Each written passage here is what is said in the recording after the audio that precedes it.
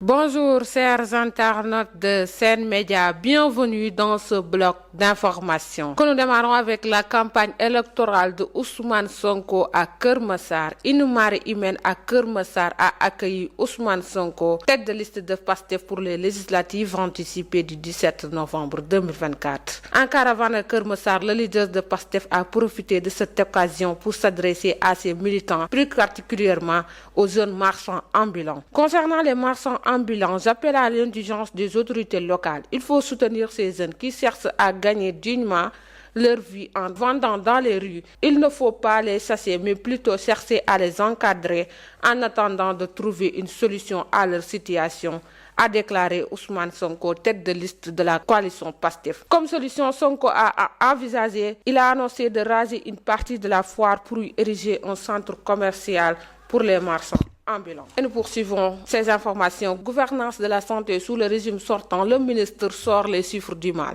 1080 agents en situation irrégulière, dont 480 agents présents dans la base de données du ministère de la Santé et de l'Action sociale. Selon le journal Sud Quotidien qui donne l'information, 600 agents actifs dans le fichier de la solde et non répertoriés dans la base de données. 399 salariés sont payés depuis une dizaine d'années pour le compte du ministère sans y travailler.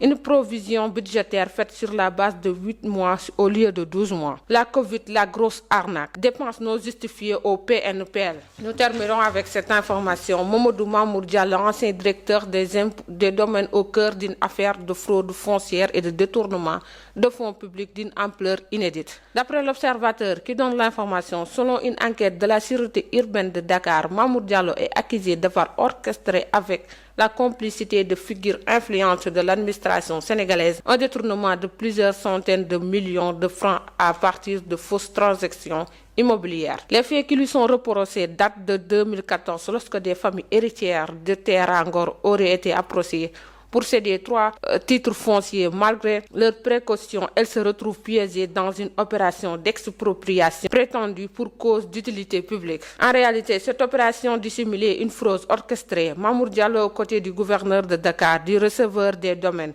de Ngor Almadi et du trésorier payeur général, aurait mis en place une transaction fictive. Selon le journal L'Observateur, il aurait établi un procès verbal de conciliation falsifié rassurant aux familles une compensation d'environ 70 millions de francs, un montant qu'il aurait jamais versé. C'était tout, chers internautes de Sen Média. On se retrouve très prochainement dans d'autres éditions d'information.